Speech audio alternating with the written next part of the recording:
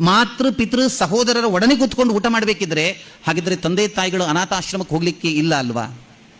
ಅವರನ್ನು ಆ ಕಡೆ ಹಾಕ್ಲಿಕ್ಕಿಲ್ಲ ಅಲ್ವಾ? ತಂದೆ ತಾಯಿಗಳು ಪ್ರಾಯ ಆದಮೇಲೂ ಕೂಡ ಅವರ ಸೇವೆ ಅನ್ನುವಂಥದ್ದು ಕರ್ತವ್ಯ ಅಲ್ವಾ? ಏನು ಚೆನ್ನಾಗಿ ರಾಜರು ಈ ಸಂಗತಿಯನ್ನು ಹೇಳ್ತಾರೆ. ಸಹೋದರರು, ಒಬ್ಬ ಬಂದ ಕೈಯಲ್ಲಿ ಹಿಡ್ಕೊಂಡ, ಅವನ ತಿಂದ ಹೋದ, ಮತ್ತೊಬ್ಬ ಬಂದ ಅವನು ಹೊತ್ತಿಗೆ ಬಂದ, ಅವನು ಹಾಕ್ಕೊಂಡ ತಿಂದ ಹೋದ. ಎಂಥದಿದು? ಏನಾದರೂ ಒಂದು ಅರ್ಥ ಇದೆಯಾ? ಉಣ್ಣುವಿಕೆ ಅನ್ನುವಂಥದ್ದೇನಿದೆ ಅದೊಂದು ಯಜ್ಞ.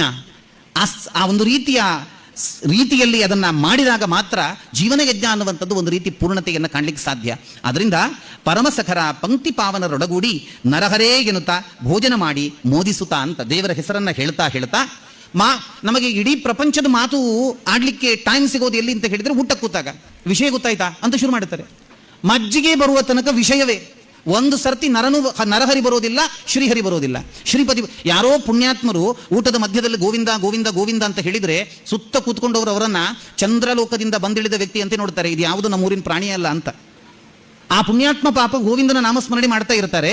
ಆದ್ರೆ ನಮಗೆ ಈ ಗ್ರಹಕ್ಕೆ ಸಂಬಂಧಪಟ್ಟ ವ್ಯಕ್ತಿ ಅಲ್ಲ ಅಂತ. ಯಾಕೆ? ಲೌಕಿಕವಾಗಿ ಮಾತನಾಡಬೇಕು ನಾವು. ಊಟದ ಒಂದು 20 ನಿಮಿಷ ಉಂಟಲ್ಲ, ಲೌಕಿಕ ಮಾತನಾಡಬೇಕು. ರಾಜರು ಹೇಳ್ತಾರೆ, ನರಹರಿ ಅನ್ನುವಂಥದ್ದನ್ನು ಹೇಳಯ್ಯ. ಬಾಯಿ ತೆಗೆದಾಗ, ಒಂದು ಆಹಾರವನ್ನು ಉಂಡಾಗ ಗಟ್ಟಿಯಾಗಿ ಆದರೂ ಸರಿ, ಮನಸ್ಸಿನಲ್ಲಾದರೂ ಸರಿ ದೇವರ ಸ್ಮರಣೆ ಮಾಡು. ನೀನು ಉಣ್ತೀಯಲ್ಲ, ಉಂಡದ್ದು ಕರಗಬೇಕಿದ್ರೆ ಒಳಗೆ ಎಷ್ಟು ಕಾರ್ಯಕ್ರಮ ಆಗಬೇಕು ಗೊತ್ತಾ? ಅಹಂ ವೈಶ್ವಾನರು ಭೂತ್ವ. ಕೃಷ್ಣ ಹೇಳ್ತಾನೆ, ನಾವನು ಮತ್ತೆ ಒಳಗೆ ವೈಶ್ವಾನರಾಗಿ ಇಲ್ಲ ಅಂತ ಆದರೆ ತಿಂದದ್ದು ಕರಗ್ತದ? ಅದು ಸ್ಥೂಲ, ಅದು ಮಧ್ಯ, ಅದು ಸೂಕ್ಷ್ಮ ರೂಪವಾಗಿ ಪರಿವರ್ತನೆ ಆಗ್ತದ, ಅದು ಮನಸ್ಸಿನ ಕಡೆಗೆ ಹೋಗ್ತದ ಆಹಾರ. ಎಷ್ಟು ಕೆಲಸ ಆಗ್ಲಿಕ್ಕಿದೆ. ಏನು ನೀನು ಮಾಡ್ತಾ ಇದ್ದೀಯ? ನೀನು ಉಂಡದ್ದು ಮಾತ್ರ ಗೊತ್ತು, ಮತ್ತೇನಾದರೂ ನಿನಗೆ ಗೊತ್ತಿದೆಯಾ? ಎಲ್ಲ ಮಾಡ್ತಾ ಇರುವಂಥದ್ದು ಒಳಗೆ ಭಗವಂತ. ಆದ್ದರಿಂದ ಅವನನ್ನು ಸ್ಮರಿಸ್ತಾ ಈ ಉಂಡದ್ದೆಲ್ಲ ಕರಗಲಿಯಪ್ಪ, ನಿನ್ನ ಪ್ರಸಾದವನ್ನು ನಾನು ಸ್ವೀಕಾರ ಮಾಡ್ತಾ ಇದ್ದೇನೆ ಅನ್ನುವಂತಹ ಉದಾತ್ತ ಭಾವ ನಿನಗಿರಲಿ ಅಂತ ಹೇಳುವಂಥದ್ದು.